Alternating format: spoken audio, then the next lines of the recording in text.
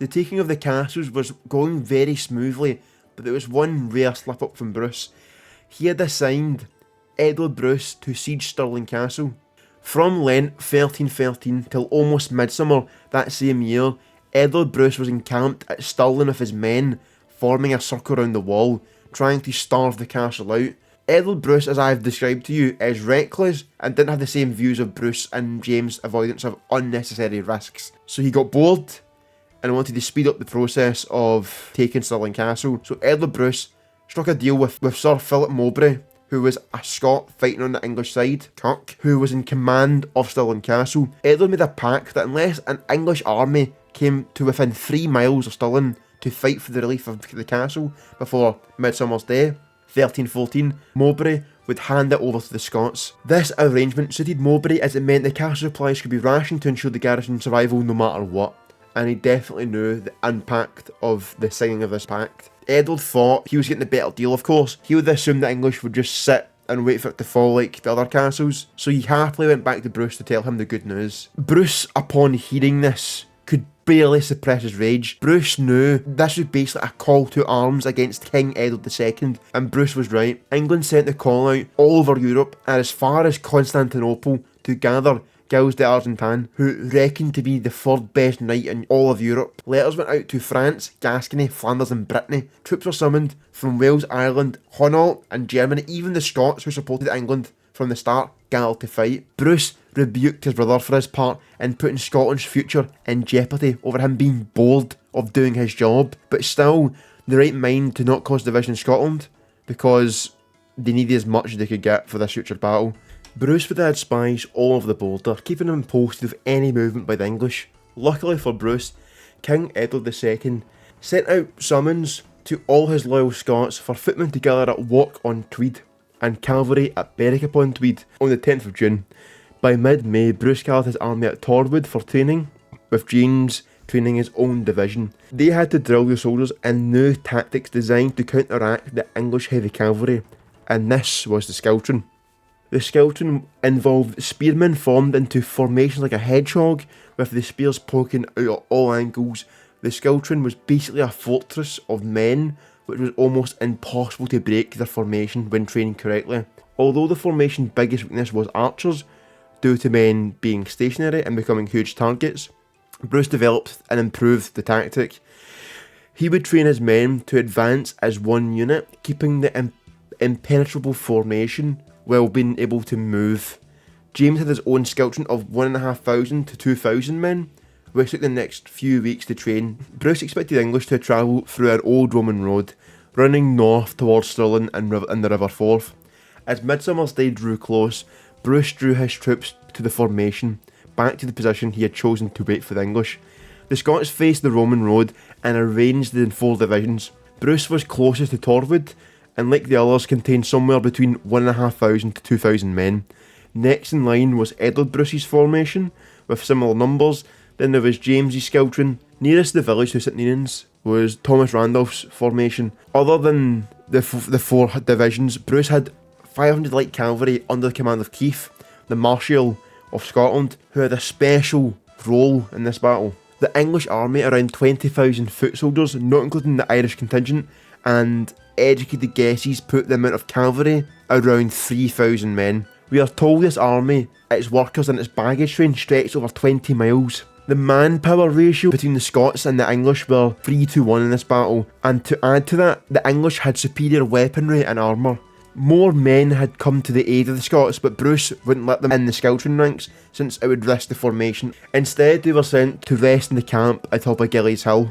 Bruce's scouts had reported the advance of the English army crossing the River Tweed, most likely on the 17th of June. The army halted briefly at Edinburgh on the 19th. We are told that it was urged to reach Stirling by the deadline agreement to by Edward.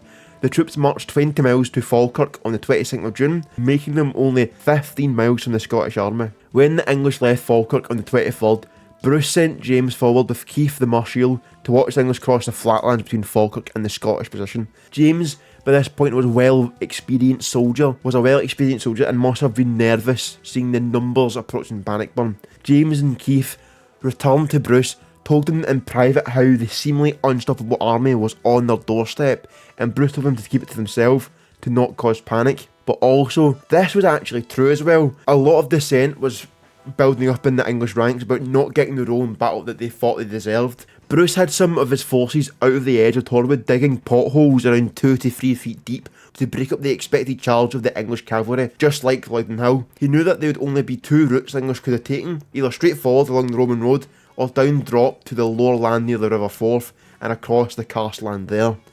The English army had passed Torwood Castle, and when they had reached the West Plain Farm, they sent 2 heavily armoured divisions of cavalry, one right down onto the land of the River Forth to head for Stirling Castle, its line making it too low for the main body to Scots to even notice. The other division going left, cutting through what was left of Torwood and directly for the Scots. Bruce was out with men helping them direct operations of digging the potholes when the 2nd English division burst through the trees. One of the English knights, called Henry de Bohun, saw Bruce's golden crown and wanted the glory of killing him. De Bohun lowered his helmet's visor and his lance and charged towards Bruce. Bruce was unprepared and was only on a small pony called a hobbin, and only was carrying his battle axe. With escape impossible in full view of the Scots, who must have been bricking it, Bruce drew his axe, and just when it looked like he was going to be impaled, he yanked the reins of the pony, reining it on its back legs. As the Bohun passed by, Bruce stood up in stirrups, raised his axe as high as he could, and swung it down as hard as he possibly could, crashing into de Bohun's head with such force that he cut through his helmet, chainmail, flesh and skull. The cut was so deep it went all the way to his breastbone. De Bohun's horse carried on for a few more steps before his body hit the ground. The only damage to Bruce was his axe, which he regretted due to it being his favourite battle axe. Just aura farming. Bruce fell back to the Scottish line where they pushed back the rest of the English. After this small skirmish, Bruce made his way back to the main body of the Scots, where his lieutenants, including James, were furious about Bruce gambling so much, and they were also astonished by what they just witnessed. As Bruce stood with James, Randolph, Edward Bruce and his lieutenants, they were all alerted that the other English division, which was out of sight, had been spotted nearby the village of St Ninians and were threatening to cut off the Scottish retreat. Bruce then saw Randolph, who was supposed to be guarding that area, and he pointed out that the English garrison, who he was meant to be blocking, was advancing, and was quoted in saying, "A rose has fallen from its chaplet," which apparently was a massive, diss back then. I don't even know what it means. Randolph then sprung into action, regrouping with his squadron. The English division were led by Sir Robert Clifford and Sir Henry Beaumont. The English didn't expect to see the Scots marching out for battle, and they had around 600 cavalrymen under command, with some of the best armour and weaponry. Randolph, with only around 1,500 men on paper, wouldn't have looked like much of an obstacle for such a large body of heavy cavalry. Randolph's men dug in and pointed out their spears resembling a hedgehog, and within seconds, the English crashed into the Scots. The Scots were engulfed in a tidal wave of horses, and were hidden from the main body of Scots by the amount of dust that was in the air due to the initial crash. James was watching from cover with his squadron next in line in case Randolph was broke or even was overrun. James had begged Bruce to let him march into battle to relieve pressure from Randolph, but Bruce wouldn't let him do this due to the main English body being nearby and couldn't risk losing any more men before the final assault. Eventually James couldn't contain himself and started to order his men forward, but as soon as they reached the edge of the cover, they could see a mound of dead men and horses around Randolph's squadron, and that the English had taken to throwing their weapons and swords and axes and maces at the Scots out of frustration, being unable to break through. James, seeing this, didn't want to steal the glory from Randolph and ordered his men to halt. Randolph, sensing the English growing weaker, gave the order to advance, and the squadron moved forward, forcing the English to break and flee. As Randolph's squadron returned to the main body of Scots, it would have gave a huge morale boost for the defenders, knowing that the English were not invincible.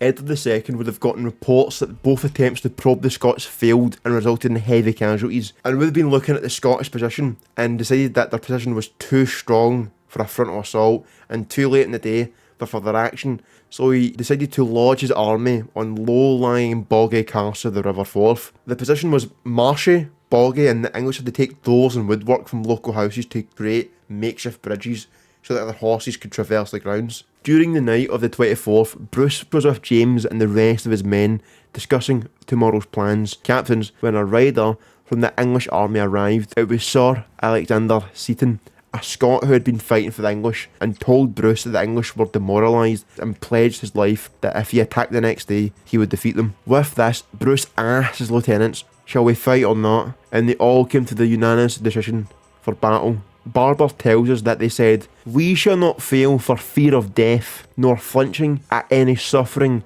till we have made our country free." That night, the English barely slept out of fear of waking up to an ambush or never waking up at all. When it began morning, Bruce called for quiet and delivered a speech that we have part of, and it goes as follows. "Those barons you can see before you, clad in mail, are bent upon destroying me and obliterating my kingdom, nay, our whole nation. We do not believe we can survive. Their glory and their warhorse and equipment. For us, the name of the Lord must be our hope of victory in battle."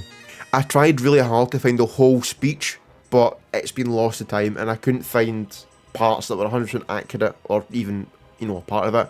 There's been a lot of, poems about the speech, but not a lot are actually from the actual speech.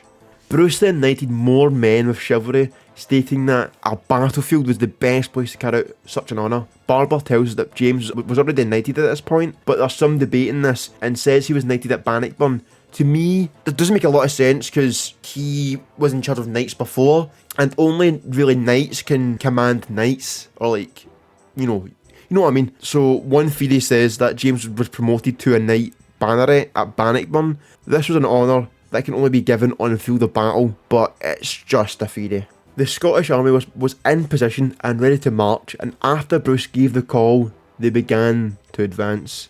Edward Bruce's squadron was the first to move, then Randolph's, then James's. On the 23rd, Randolph was closer to St Ninians, but today they switched formations, so that's why it's different.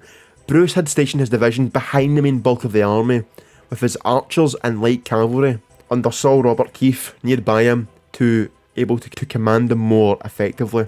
The English army began to move in position, with the English lords bickering on who should lead the battle to counter the Scots. Around 50 or so feet away, as two lines formed up, Bernard de Linton, the abbot of Arbroath, held up the brick bannock of St Columba. As it was lifted, the Scots dropped to their knees, reciting the Lord's Prayer and commending their souls to God. Edward II, seeing this, mocked the Scots' piety and believed that they were praying for his mercy.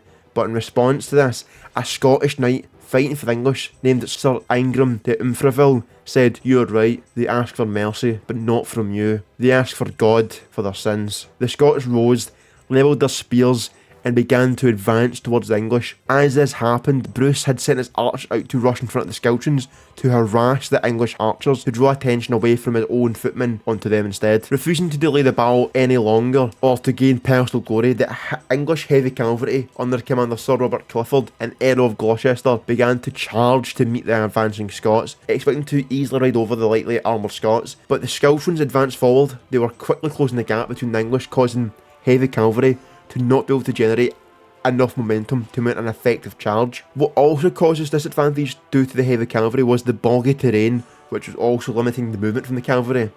This began to cause a huge problem for the English cavalry as the wall of Scottish spears got closer, so did the rear of the English footmen, leaving less and less room to be able to effectively engage the Scots. So basically, Scots were moving forward, the cavalry was moving forward, and behind them, the English were moving forward as well. The heavy cavalry smashed into the Scots, with Gloucester and Clifford being killed instantly by the wall of spears that came to meet them.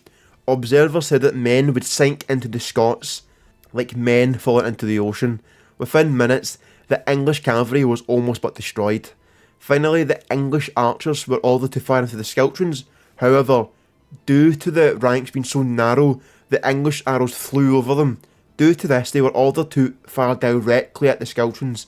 This caused a mass friendly fire disaster, as the cavalry was so tall they shielded the squadrons from any major volleys. The archers moved across the battle over the Pell Stream to get a more point blank shot in the side of the squadrons, but seeing this, Bruce immediately ordered Keith to charge light cavalry to disperse the English bowmen. The Scottish cavalry then overran the archers, causing mass casualties. When the English archers escaped back into the army, Keith began patrolling the Pell Stream to avoid any future movement from the archers, but that was the last movement from the archers. Not risking ending the battle in a stalemate, Bruce committed his own regiment into the battle, with them filling the gaps in Douglas's front lines. Seeing this, the men who were still in the Scottish camps, who weren't able to join the Skeltrons, also charged into the battle to aid the Scots. The English began to give more and more ground, and the Scottish victory was becoming more a matter of time rather than an if. With this, English commanders began to tell Edward II that he should retreat from battle, and Edward agreed, and the withdrawal of 500 knights was sent to protect the king's escape. But Sir Giles de Argentine, one of the best knights in Christendom, informed King Edward he wasn't used to fleeing a fight, so he reined his horse and charged into the Scots, and he was quickly impaled by a Scottish spear. Seeing their king flee from battle, the English ranks collapsed, and men started to flee from the battle. Many of them escaped over the gorge of the Bannockburn. Men stumbled over each other, with most men not even having faced a Scot yet. English chronicles recall the horrors that overcame their army. The Sala Chronica states that the English recoiled upon the ditch of Bannockburn, tumbling over another. The life of Edward II states, while our people fled, a certain ditch entrapped many of them, and a great part of our army perished in it.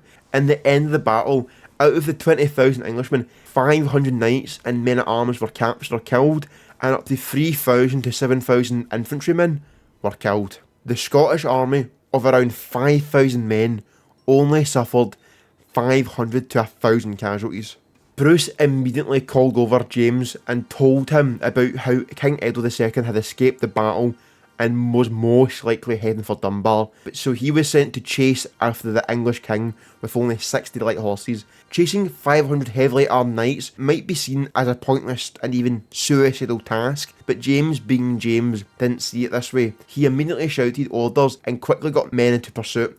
As they cleared Torwood, James came across Sir Lawrence of Aberney with 24 horsemen who were coming to fight for the English, but when they got informed on who won, they conveniently had a change of heart and switched sides for the Scots and joined James's group. Although fatigued from a long day of fighting and no sleeping, they continued the chase and managed to actually catch up with the English along the high road of Linlithgow at Wychborough. The English halted to let their horses to be fed, and seeing this, James ordered his men to do the same. The two sides would have definitely eyed each other down. It would be suicide to attack the English, as they were 10 to 1, but the English didn't dare to attack, as they were too demoralised and didn't want to be bogged down in another fight.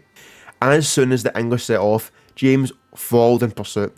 He kept the Scots right on the heels of the English, killing and capturing any stragglers who had fallen behind. James was that close to the English that Barbour described as the English, in quote, could not stop for any slaughter to make. Some quote, by the way, in a weird way to say they couldn't shit.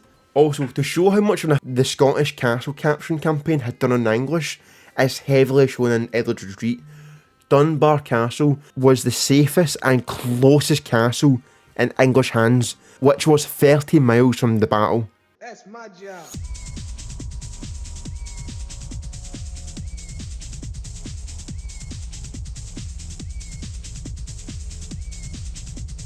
That's my job.